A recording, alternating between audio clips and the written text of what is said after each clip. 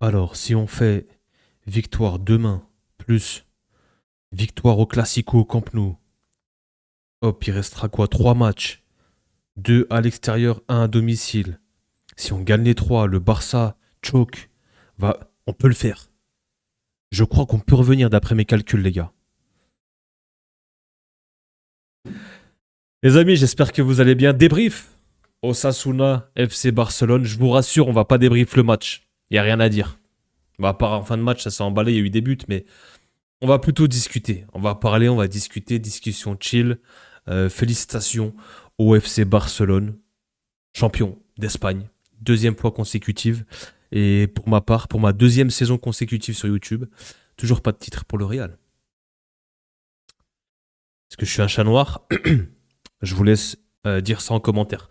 Non, plus sérieusement, le match, bon, il s'est pas passé grand-chose. Je vous dis honnêtement, je l'ai regardé d'un œil. Je vous fais cette vidéo, je vous fais ce débrief. Bah parce que ces derniers temps, j'ai été absent. Autant pour moi, désolé.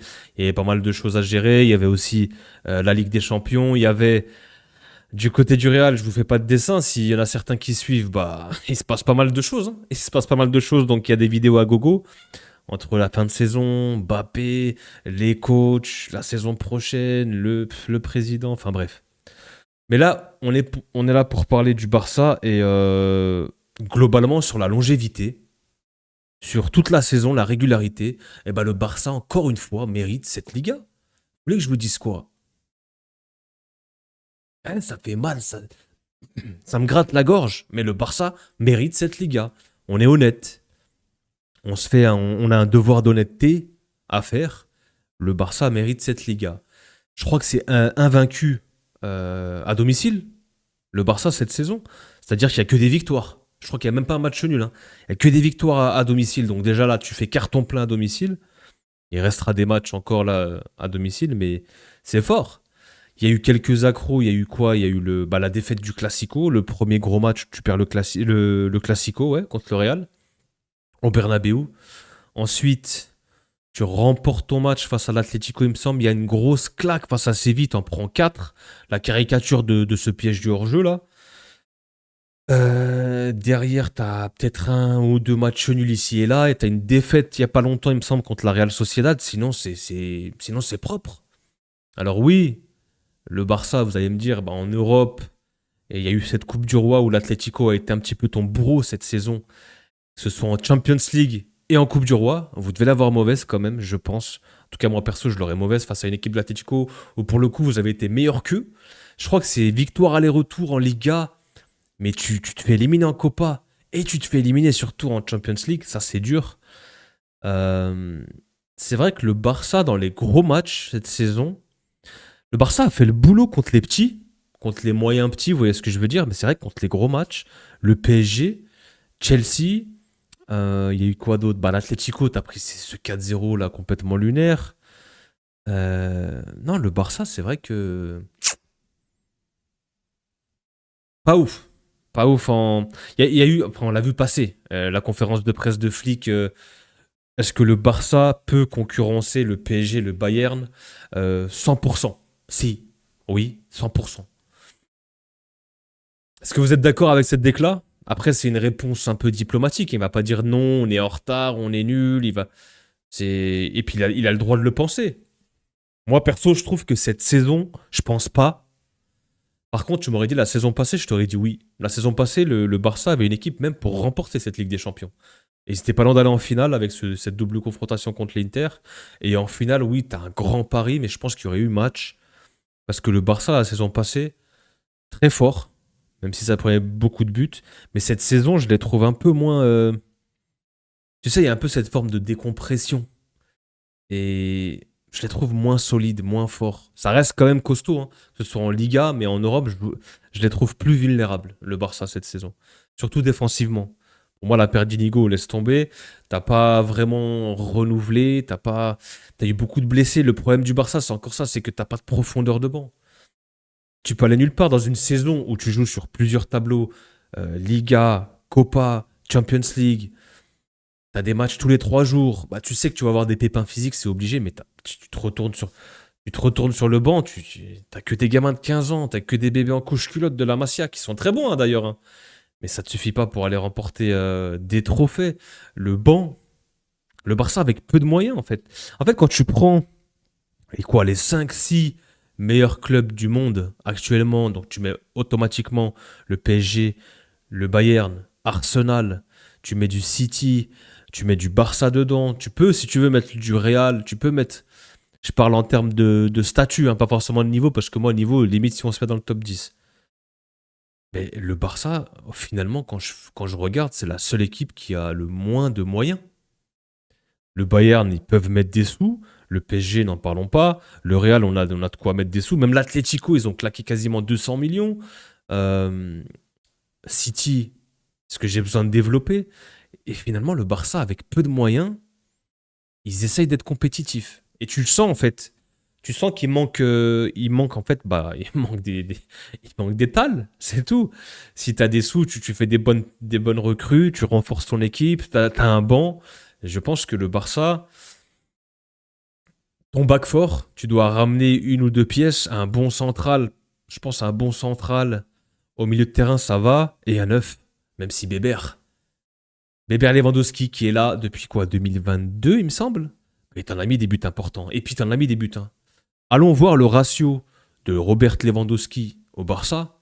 Vous êtes plusieurs à lui tomber dessus, à l'insulter. Il est pas bon, il choke. Mais regardez sa régularité et le ratio match et but, ou même minutes jouées et but. Je pense qu'on sera tous choqués à 37 balais. Et là encore, il vient, il fait un déplacement de numéro 9. Appel contre appel, il vient dans la surface, il apparaît dans la surface, il met son coup de casque. Et c'est lui qui te débloque cette rencontre à la 86e. Après, voilà, le match est débridé. Il y a 2-0, 2-1.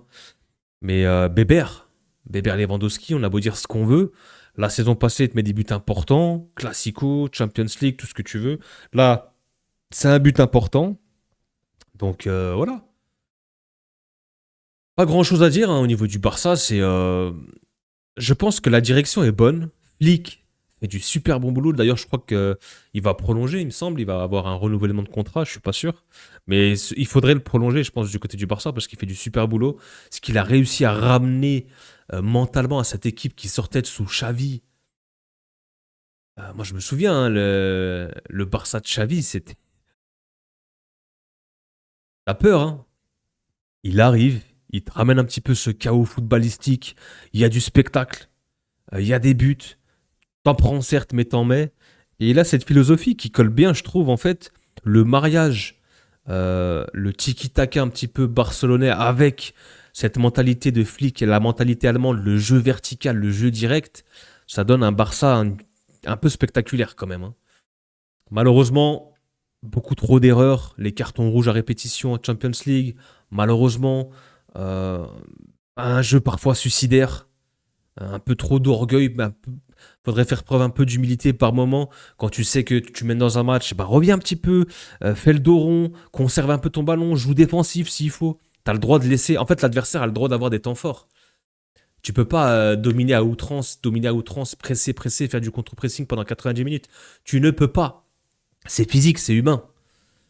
Regardez le Bayern et le PSG. Il y a eu des temps forts, il y a eu des temps faibles. Le PSG en deuxième période reste derrière et joue en contre et essaie de défendre. Tu peux pas, il faut l'accepter des fois. Il faut accepter que l'adversaire a le droit d'avoir son moment et des temps forts. Et c'est à toi aussi de faire le dos rond.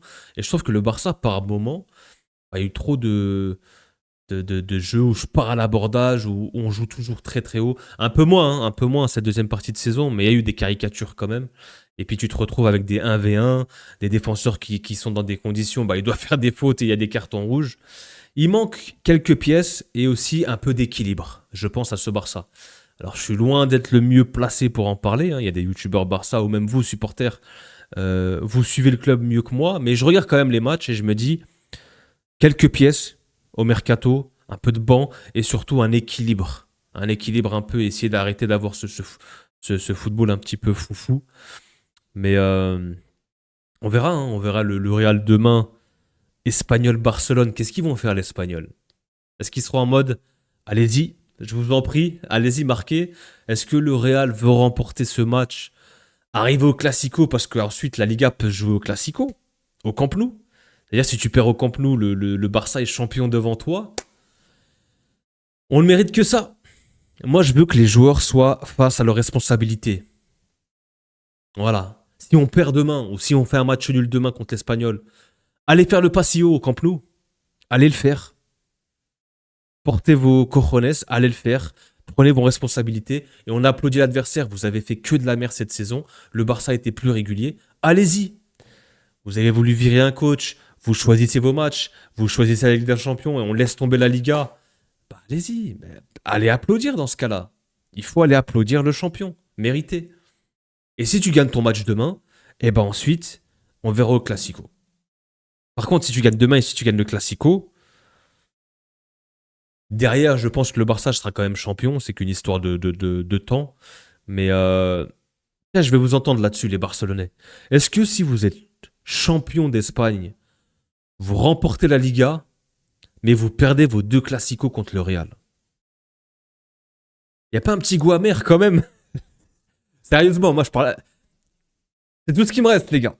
C'est tout ce qui me reste. Mais sérieusement, venez en commentaire et répondez sérieusement. Je suis pas là pour troll, vous me connaissez. Mais honnêtement, tu remportes une Liga, mais tu perds tes 2 Classicos. T'es champion factuellement, mais t'as un petit goût amer quand même, je pense.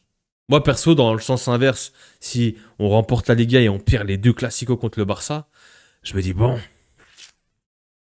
pas ouf le trophée, pas ouf la Liga. Donc il y a peut-être un petit enjeu au niveau du Classico. Peut-être le Barça veut absolument se venger, remporter au moins un Classico pour cette Liga. Et, euh, et est-ce que le Real va essayer de... En fait, il y a un monde où on remporte ce match, c'est que Mbappé est absent. Mbappé est blessé. Et ça, vous le savez. Mbappé n'est pas là, il y a un monde où on remporte le Classico. Il y a un monde où on remporte tous nos matchs s'il n'est pas là. Les 5 derniers matchs. Ah, c'est bon, je m'arrête ici. On a fait assez de vidéos, on a assez parlé du kick sur la chaîne. Pas grand chose à dire sur ce match, les gars, honnêtement. On s'est endormi la première période. Pas forcément de fait d'arbitrage, il y a quoi, les pénaltys ou je sais pas, enfin bref. On n'est pas là pour parler de ça. Bébert qui débloque la situation, ça termine 2-1. Ferran qui met son petit but. Ferran qui met son autre but en Liga. Et globalement, pas facile. Le Barça qui ronronne. En fait, c'est même pas. En fait, c'est ça le truc, c'est qu'on n'est même pas sur un Barça Prime cette saison, je trouve. Le Barça, face à tous les gros, a capoté, a galéré. Mais cette saison, si le Real est sérieux, tu peux remporter cette Liga, en fait. C'est juste qu'en fait, il y a de l'auto-sabotage. T'as gâché cette saison. Et je trouve que le Barça, en fait, ils ont été réguliers en Liga, ils ont gagné les matchs qu'il fallait, comme ce soir. Osasuna, les Vallecano, les Levante, les Elche. Moi, franchement, le Barça, c'est carton plein, plus ou moins, contre ces adversaires-là. Des easy wins. Et c'est vrai qu'il y a des gros matchs, que ce soit l'Atlético. Bon, l'Atlético, match aller-retour, je crois, en Liga, c'est win. Mais c'est vrai que derrière, Copa, Champions League. Et on verra le Classico, justement. Euh, je crois que c'est le week-end prochain. Je sais pas si c'est samedi ou dimanche. Faudrait que je regarde. Bah bravo, félicitations. Vous voulez que je vous dise quoi, les gars?